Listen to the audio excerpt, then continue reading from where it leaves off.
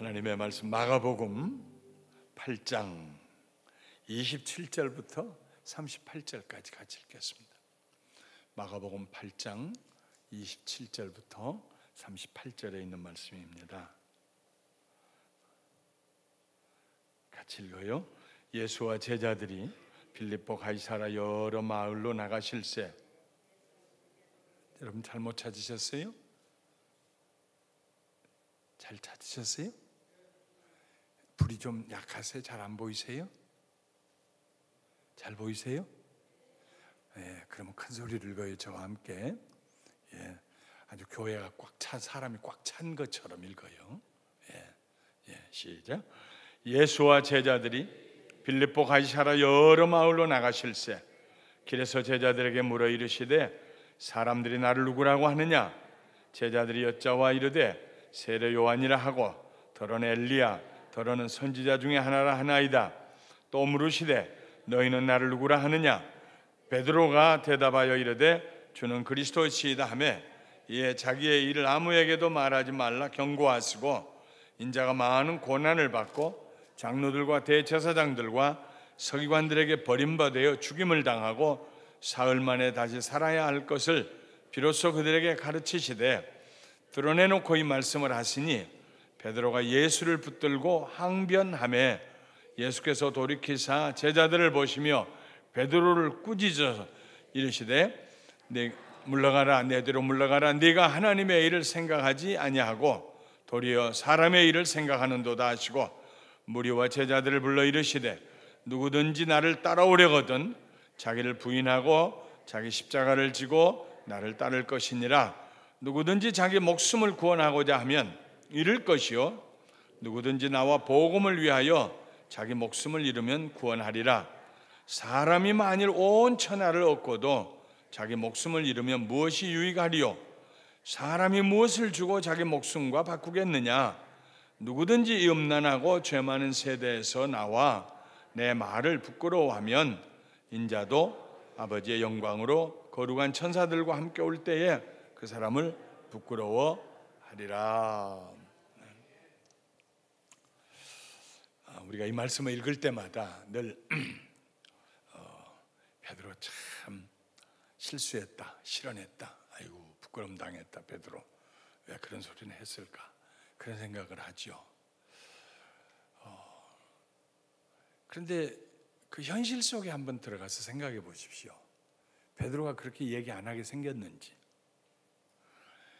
나를 따르라고 말씀하셔서 지금 자기의 모든 소유를 아버지와 함께 벤이 그물이니 다 버려두고 직업도 그만두고 무슨 월급 받는 것도 아니고 이익이 남는 일도 아닌데 매일같이 예수님을 따라다니고 있습니다. 그리고 그렇게 따라다닌 지 한 1년 반 정도가 지났습니다. 아마 1년 반 이상이 됐을지도 몰라요. 이 말씀이 나오는 것은요, 마태복음도 16장에 나오고 마가복음도 8장에 나옵니다. 마가복음 전체가 그 전체의 한 절반 정도입니다. 또 마태복음의 한 절반 정도입니다. 그러니까 그저 그걸로 우리가 봤을 때에 예수님께서 한 절반 정도 그의 3년 사역 가운데 절반 정도는 병든 자 고치고 기적도 행하시고 말씀도 가르치시고 하다가 내가 죽게 될 것이다. 너희는 나를 누구라 하느냐? 주는 그리스도 살아계신 하나님의 아들입니다. 베드로가 고백한 그 이후부터는요, 기적을 행하는 얘기는 이제 별로 안 나오고 가르치시는 말씀이 주로 나옵니다. 가르치시는 말씀. 그렇기 때문에 그 복음서의 절반에 있다고 생각하더라도 정확하게 나눌 수 없다고 하더라도 최소한 1년 반 정도는 따라다녔어요. 다 생업 전폐하고요. 그런데 갑자기 죽겠다고 그러십니다. 나 이제 잡혀 죽을 것이다. 실제로는 1년 반보다 더 후에 일어난 일일 것입니다. 네, 시간적으로. 이제 죽겠다고 그러세요. 이제까지 따라오라고 해서 따라다니는 건 어떻게 하고 갑자기 혼자 죽으시고 이제 끝나시겠다고 말씀하시면 우리는 어떡하란 말이에요. 우리는 한번 입장을 바꿔놓고 생각해 보세요. 그래서 베드로가 32절에 보면은 예수를 붙들고 항변했다 그랬습니다. 근데 NIV 성경에 보면은 조금 더 구체적으로 더 액티브하게 적어놨는데요. And Peter took him aside and began to rebuke him. 그래서 나 이제 죽을 것이다. 대사장의 십자가에 못 박혀 죽을 것이고 뭐 사흘 후에 다시 살아. 그러니까 베드로가 예수님 붙들고 옆으로 끌고 갔어요. 아무도 좀 이렇게 제대로 떨어진 자를 좀 갔어요. 그래가지고 예수님을 꾸짖었어요. 베드로가 책망을 했어요. 그 말 같지도 않은 얘기 그만하시라고. 왜 죽는다고 그러냐고 자꾸. 그런 일은 없을 거라고. 사람이 들으면 오해하지 않냐고. 아마 여러 가지로 봤을 때 베드로가 예수님보다 나이가 더 위였을 것이다 하고 생각이 되는데 확실치는 않습니다. 근데 베드로가 예수님을 꾸짖었어요. 리뷰했어요. 책망했어요. 베드로가 그렇게 한 것을 우리는 베드로 참 잘못했다. 베드로 정말 왜 그렇게 실수를 했을까 베드로가. 참 영원히 지워지지 않을 성경에다가 베드로가 잘못한 거 기록해놨다. 그렇게 생각합니다. 우리는요. 그러나 입장을 바꿔놓고 우리가 그 자리에 있었다고 해보세요. 베드로는 그나마 다행 아닙니까? 굳이 꼭 그런 얘기 하지 말라고. 선생님 그런 얘기는 하지 말아요. 베드로는 참 양반입니다. 양질입니다. 우리들 같으면은 아마 뒤돌아서 떠나버렸을지도 몰라요. 현실을 볼 때에 현실이라는 것은요 눈에 보이는 것입니다. 현실의 중심은 나입니다. 내가 현실의 중심입니다. 내가 보는 것들이 현실입니다. 남이 보는 것 그건 현실이 될 수가 없습니다. 내가 보는 것 그게 현실입니다. 현실을 우리가 나쁘게 생각할 수는 없어요. 현실 같은 거 보지 말고 그렇게 할 수가 없어요. 내가 세상에 살고 내가 보는 것인데 그걸 어떻게 무시하고 삽니까? 현실을. 근데 문제는 현실주의자가 되면 곤란해요. 현실이 가장 중요한 것이라고 자기의 마음속에 그걸 사상화시키면은 그러면은 그 다음부터는 자기가 중심이 됩니다. 눈에 보이는 것만이 최고이지 보이지 않는 것은 의미가 없는 거예요. 천국 안 보이는데 뭐 눈에 보이는 것이 가장 중요한 것이지. 네. 사랑이 무슨 보여요? 사랑은 얼마짜리요? 돈으로 환산할 수 있어요? 돈으로 환산할 수 있는 걸 해야지. 이렇게 물질주의적인 것에 사로잡혀 가지고 현실주의자가 되면은 하나님이 주인이 되실 수 없고 예수님이 주인이 되고 내가 주인이 되고 내가 눈으로 보는 모든 그것이 지상이에요. 모든 것이 최고예요. 그것이 모든 거예요. 그 이상은 없어요. 현실주의자입니다. 잘못된 것이죠. 현실을 우리가 떠나고 현실을 무시하고 살으라고 얘기할 수는 없습니다. 밥 안 먹고도 사니까 먹지 말으라고. 무엇을 먹을까 무엇을 마실까 염려하지 말라고 그랬으니까 아무 일하지 말고 있으라. 하나님 다 먹을 거 주실 거라고. 이것은 비현실적인 얘기입니다. 성경에 다른데 일하기 싫거든 먹지도 말라 그랬습니다. 균형을 잡아야 됩니다. 베드로가 예수님에게 그렇게 했던 것은 베드로가 현실을 보았기 때문에 할 수 있었던 일입니다. 할 수 있었던 얘기입니다. 네. 특별히 베드로가 막 잘못한 것이라고 우리가 막 몰아세울 수는 없어요. 그런데 놀랍게도 베드로가 이미 예수님께로부터 간접적으로 직접적으로 들었을 하나님의 말씀을 무시하고 현실주의자가 됐어요. 그럼 우리는 어떻게 하라고? 네. 그래서 예수님이 왜 세상에 오셨는가, 그가 무엇을 하기 위해 오셨는가에 대해서 들었던 배웠던 말씀들을 무시하고 예수님은 그것을 가리켜서 하나님의 일을 생각하지 않냐고 사람의 일을 생각한다 그랬습니다. 하나님의 일을 생각하지 않냐고. 하나님의 일은 그 아들을 세상에 보내서 우리 대신 죽게 하심으로 우리를 죄에서 구원하시는 것이 하나님의 일이었습니다. 근데 베드로는 죽는다, 헤어진다, 허무하게 된다, 이 현실만 생각하게 된 것이에요. 사람만 생각했습니다. 사람의 일만 생각했습니다. 예수님께서 베드로가 예수님을 데리고 저쪽으로 좀 한편으로 가가지고 예수님에게 막 신랄하게 예수님이 얘기하고 있는데 예수님께서 돌아서면서 제자들은 지금 베드로가 거기 가니까 무엇 때문에 저렇게 베드로가 예수님 데리고 와서 저러고 있을까, 무슨 얘기를 하는데 그렇게 심각하게 할까 하는 순간에 예수님께 돌아서 가지고 제자들이 다 듣는데 베드로를 향해서 사탄아, 예수님께서 베드로를 향해서 사탄아, 내 뒤로 물러가라. 네가 하나님의 일을 생각하지 않냐고 사람의 일을 생각하는구나. 단호하게 끊으셨어요. 하나님 앞에서 어떤 때는요 막 그냥 서리빨이 설 만큼 단호하십니다. 타협이라는 게 없습니다. 단호합니다. 그 자리에서 예수님께서 베드로에게 좀 그런 거 아니야 베드로, 오해해서 잘못 생각한 거야, 내가 죽어야 돼, 알면서 그래, 이렇게 얘기하실 수 있잖아요.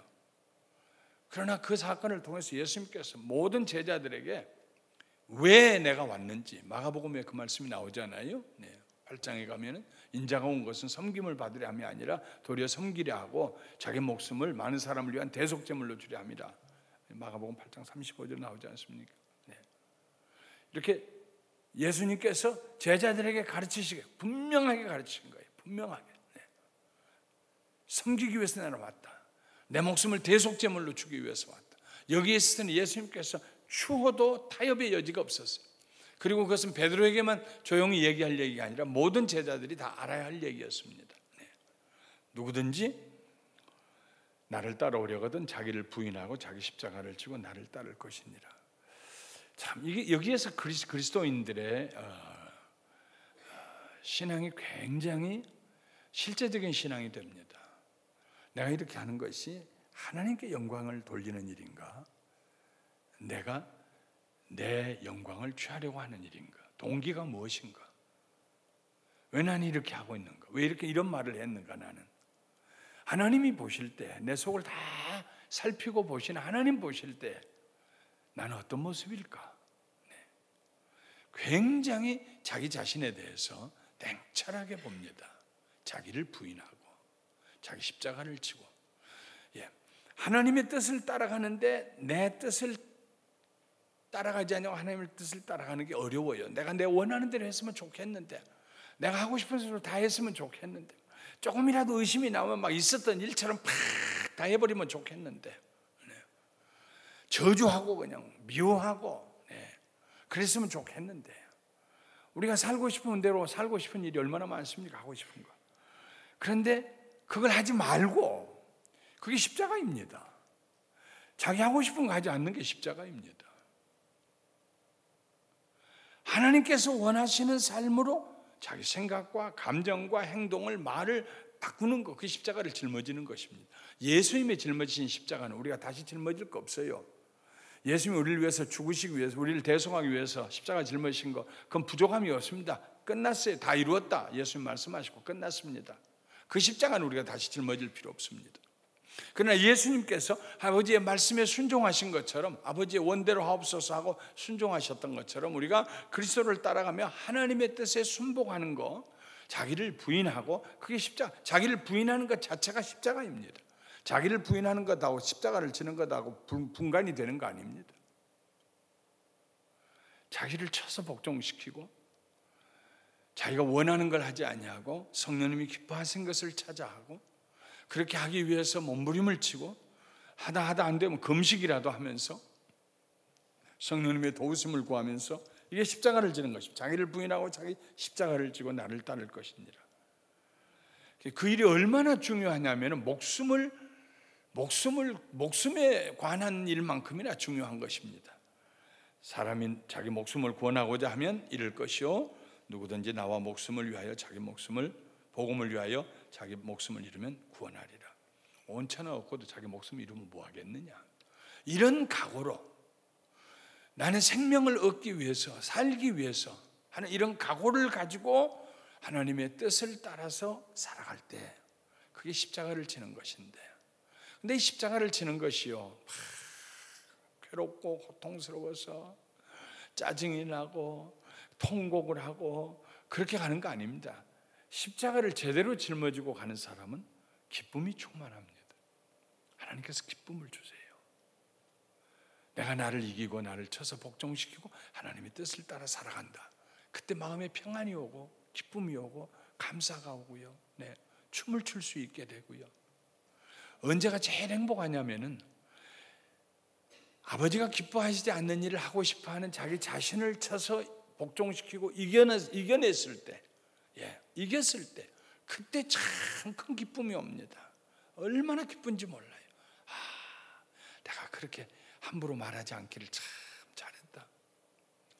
나에게 손해를 끼친 사람 저주하지 않냐 하고, 오리를 가져올 때 오리를 또 가지고, 그래 그렇게 하기를 참 잘했다. 그때 진정한 기쁨이 우리 마음속에 밀려오기 시작합니다. 십자가는 고통스러운 형벌이 아닙니다. 예수님마저도 히브리서 12장 2절에 보면은 Fix your eyes on Jesus Christ. 예수 그리스도에게 너의 초점을 맞춰라. 시선을 거기다 두어라. 그는 자기 앞에 있는 즐거움을 위하여 부끄러움을 참으셨다 그랬어요. 그가 십자가를 지신 그것이 예수님의 즐거움과 연결이 된 것입니다. 바로 그냥요. 십자가를 지기로 작정하는 순간, 하나님 뜻에 복종하기로 작정하는 순간 우리 마음의 평안과 기쁨이 오고, 이런 기쁨은 세상이 줄 수도 없는 것이고 빼앗아갈 수도 없는 기쁨입니다. 할렐루야. 이런 기쁨으로 모두 충만하시기를 주님의 이름으로 축원합니다. 예수님께서 베드로에게요, 얼마나, 아마 예수님께서 하신, 제자들에게 하신 말씀 중에는 제일 강한 말씀이었을 겁니다. 베드로에게 하신 말씀이, 사탄아 내 뒤로 물러가라. 그보다 더 강한 말씀을 예수님이 하신 적이 없어요, 제자들에게요. 그런데 예수님께서 그렇게 하신 것은 베드로로 하여금 바로 서게 하기 위해서, 바로 서게 하기 위해서. 구부러진 걸 한번 두드려서 펴려면 말이요, 큰 햄머를 가지고 때려야죠. 조그마한 거 망치 가지고 툭툭툭툭 때려가지고는 안 되는 것입니다. 있는 대로 한번 때리시는 거예요, 예수님께서. 정신이 번쩍 들었을 거예요, 베드로가. 그것은 예수님의 사랑입니다. 사랑 때문에. 그 다음 베드로를 얼마나 사랑하십니까? 훗날에 베드로가 제일 먼저 예수님 부활하시고 승천하시고 성령이 임하시고 난 다음 베드로가 제일 먼저 설교했어요. 12제자들 가운데 제일 먼저 설교한 사람이 베드로입니다. 사도행전 2장이에요. 너희가 십자가에 못 박아 죽인 예수 그리스도, 그가 하나님의 아들이시다. 그가 하나님을 살리셨다. 하나님께서 그를 살리셨다. 죽음에 메어둘 수가 없었다. 아주 기독교 진리의 가장 핵심을 베드로가 사도행전 2장에서 최초로 설교합니다. 최초로. 그리하지 마시라고, 그 죽는다는 얘기 하지 마시라고 했던 그 베드로가, 예수님에게 사탄아 하고 꾸지람을 들었던 베드로가 성령이 그에게 임하시고 난 다음에 최초로 기독교의 가장 근본적이고 기초적인 복음을 전해요. 그리고 난 다음에 베드로 전후서에 가면은요, 구구절절이 복음인데, 다시 한번 우리 한번 베드로 전서를 가보시기 바랍니다. 베드로 전서 1장을 모두 펼쳐보세요. 베드로 전서 1장 378페이지 전후가 될 겁니다. 제가 가진 성경은 378페이지 신약에. 베드로 전서 1장 18절 19절 우리 큰 소리로 같이 읽어봐요. 시작. 너희가 알거니와 너희 조상이 물려준 헛된 행실에서 대속함을 받은 것은 은이나 금같이 없어질 것으로 된 것이 아니요 오직 흠없고 점없는 어린 양 같은 그리스도의 보배로운 피로 된 것이다. 너희가 죄사함을 받은 것은 돈으로 된 것 아니다. 흠없고 점없는 하나님의 어린 양, 예수 그리스도의 어린 양 같은 어린 그리스도의 보배로운 피로 된 것이다. 얼마나 핵심을 얘기합니까? 그 다음에 2장으로 한번 가보십시오. 베드로전서 2장. 베드로전서를 다 읽어도 내가 되겠지만은 2장이요. 21절부터 한번 읽어봐요. 25절까지 시작. 이를 위하여 너희가 부르심을 받았으니 그리스도도 너희를 위하여 고난을 받으사 너희에게 본을 끼쳐 그 자취를 따라오게 하려 하셨느니라. 그는 죄를 범하지 아니하시고 그 입에 거짓도 없으시며 용을 당하시되 맞대어 욕하지 아니하시고 고난을 당하시되 위협하지 아니하시고 오직 공의로 심판하시는 이에게 부탁하시며 친히 나무에 달려 그 몸으로 우리 죄를 담당하셨으니 이는 우리로 죄에 대하여 죽고 의에 대하여 살게 하려 하심이니라. 그가 채찍에 맞음으로 너희는 나음을 얻었나니 너희가 전에는 양과 같이 길을 잃었더니 이제는 너희 영혼의 목자와 감독 되신 이에게 돌아왔느니라. 만일 이쯤에 해가지고 누군가 가서 베드로에게 지금이라도 그때 예수님 다시 만난다고 그러면은 그 죽는다는 얘기 그만하시라고 예수님 소매 잡고 다른 데로 끌고 가서 예수님을 리뷰크 하셨겠냐고, 꾸짖으셨겠냐고 베드로가 막 벌쩍 뛰었을 것입니다. 다시 그런 얘기 하지 말라고. 그분이 죽으심으로 베드로전서 3장 13절 같은 경우에요, 저주의 십자가에, 나무 십자가에 저주의 나무에 달리심으로 우리가 저주에서 벗어났다 하는 말씀이 있지 않습니까? 저주에서 벗어났다. 네. 예.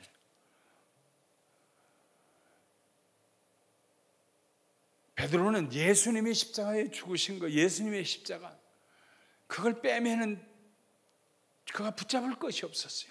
예수님의 십자가, 예수님의 십자가. 자, 우리가 살다 보면 현실을 보게 됩니다. 현실을 피할 수는 없어요. 오늘 돈이 없는 것도 현실이고, 이번 주말이 오는데 주말이 아니라면은, 내일이 토요일이 아니라면 가서 문제를 해결하겠는데 관공서에 오피스도 전부 문을 닫았으니까 답답하지만 주일까지 기다려야 되고 월요일까지, 그것도 현실이고요. 몸이 아픈 것도 현실이고요. 우리가 현실을 벗어나 살 수는 없습니다. 그러나 우리는 늘 그 현실 가운데서 내가 주인이 되려고 하는 유혹과 싸워야 합니다. 나는 사나 죽으나 그리스도의 것이다 하는 이 믿음을 붙들고 현실을 극복하면서 넘어갈 수 있어야 돼요. 현실주의자가 돼가지고 언제나 내가 내 인생의 주인이다 하는 그런 자기가 우상이 되어서는 안 돼요.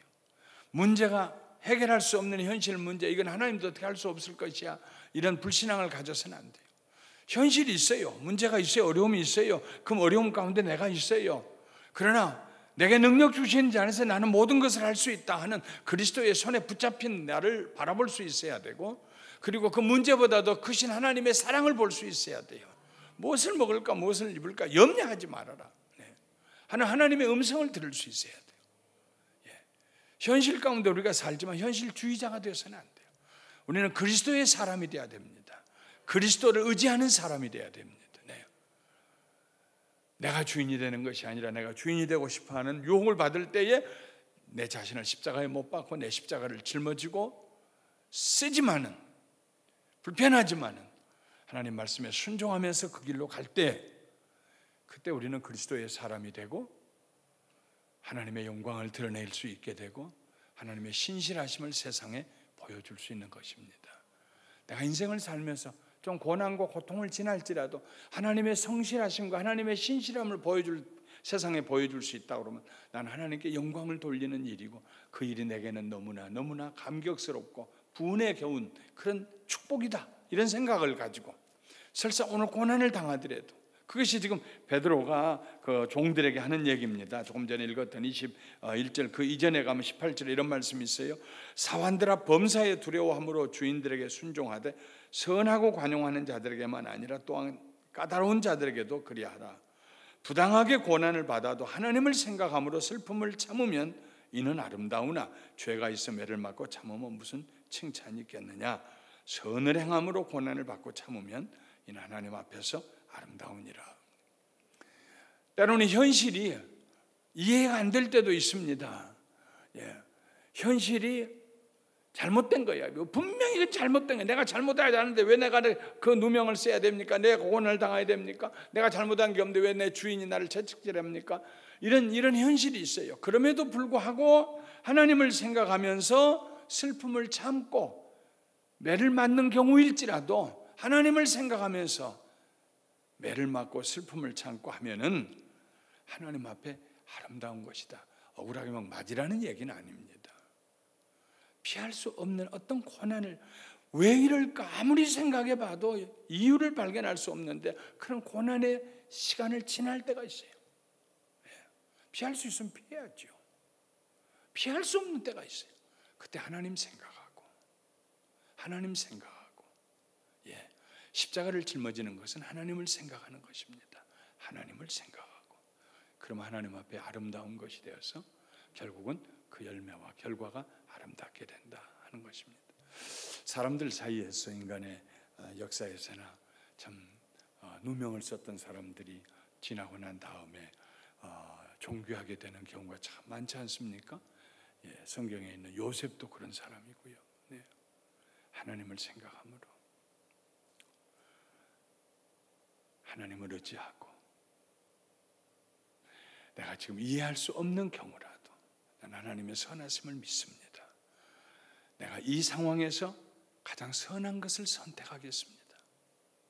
내일 아침에 새벽에는 제가 사랑은 가장 위대한 선택입니다 하는 말씀을 나누려고 합니다.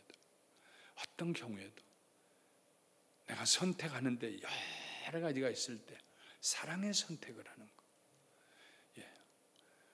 자기의 마음대로 감정을 따라가지 않냐고, 그것이 십자가를 짊어지고 가는 것이다.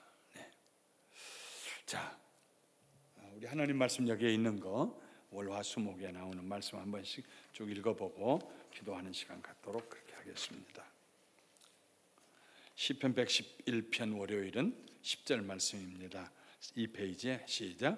여호와를 경외함이 지혜의 근본이라 그의 계명을 지키는 자는 다 훌륭한 지각을 가진 자이니 여호와를 찬양함이 영원히 계속되리로다. 하나님을 경외하고 하나님을 따르기로 작정하는 사람, 그런 건 물론 하나님의 말씀을 따라서 그렇죠. 화요일 날 전도서 11장 9절 같이 읽어요. 청년이여 내 어린 때를 즐거워하며 내 청년의 날들을 마음에 기뻐하여 마음에 원하는 길들과 내 눈에 보는 대로 행하라. 그러나 하나님이 모든 일로 말미암아 너를 심판하실 줄 알아. 이것은 역설적인 얘기입니다. 청년들아, 살고 싶은 대로 살아라. 네 인생 네가 아니냐. 그러나 훗날에는 하나님이 네가 그렇게 잘못된 거 하나님이 심판하실 것이다 하는 얘기입니다. 자기 마음대로 살지 말라는 것입니다. 자기 마음대로 말하지 말라는 것입니다. 하나님의 말씀을 따라 살아라 하는 것을 강조하기 위해서 하는 말씀입니다. 수요일 날 요한복음 12장 26절 시작. 사람이 나를 섬기려면 나를 따르라. 나 있는 곳에 나를 섬기는 자도 거기 있으리니 사람이 나를 섬기면 내 아버지께서 그를 귀히 여기시리라. 예수님을 섬기는 사람, 예수님을 섬기는 사람은 또 다른 사람을 섬길 수 있는 사람입니다. 조금 이따 마지막에도 그런 얘기가 나옵니다만, 조이라는 말이 뭐냐? 조이, 그럴 때 조이, 첫 번째 J는 지저스, 그 다음에 O는 others, 다른 사람, 그 다음에 마지막이 Y, you. 먼저 예수님, 그 다음에 다른 사람, 그 다음에 너. 이런 생각을 순서적으로 가져라. 나 먼저 생각하지 말고, 그런 뜻입니다. 섬기는 사람, 예수님을 섬기는 사람은 또 그리스도의 마음으로 다른 사람을 섬길 수가 있을 것입니다. 목요일 날 로마서 15장 5절 시작. 이제 인내와 위로의 하나님이 너희로 그리스도 예수를 본받아 서로 뜻이 같게 하여 주사. 사람이요, 부부 사이도 그래요. 예수님이 부부 사이의 중심에 계시면은 부부가 의견이 달라질 수가 없습니다. 그리스도를 본받아 서로 뜻이 같게 된다는 것입니다.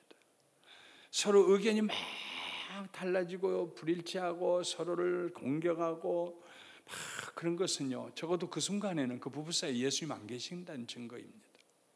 예수님이 거기 계시면은 예수님을 생각함으로 본받아 서로 뜻이 같게 해준다 하는 것입니다. 그 다음에 금요일로 넘어가세요. 고린도전서 11장 1절 시작. 내가 그리스도를 본받는 자 된 것 같이 너희는 나를 본받는 자가 되어라.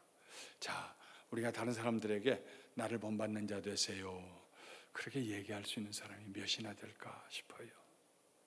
어떤 때는 우리 자녀들에게도 그렇게 말하기가 부끄러울 때가 있지요.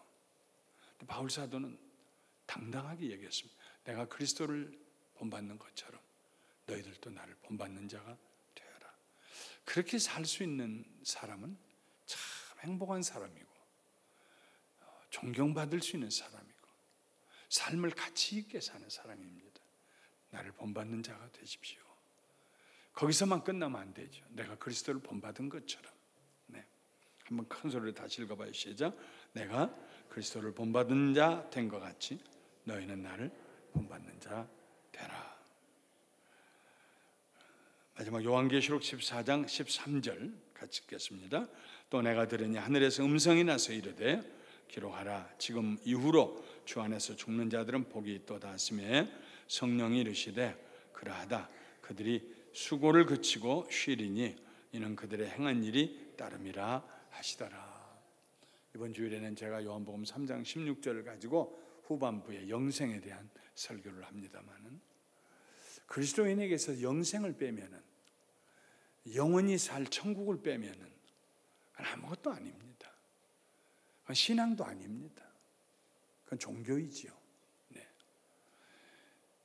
이제 죽는 자들은 복 있다. 그리스도 안에서 죽는 자들은 복 있다. 네. 그들이 수고를 그치리니 이는 그들의 행한 일이 따름이라. 축복이, 칭찬이 따라올 것이다.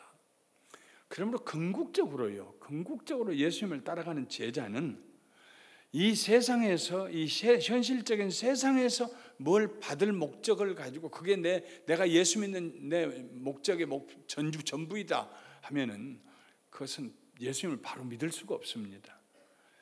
우리가 하나님에게서 돌려받은 바울이 얘기한 것처럼 내가 달려갈 길을 마치고 선한 싸움을 싸고 내 믿음을 지켰으니 이제는 나를 위하여 예비하신 의의 면류관이 있을 것이다.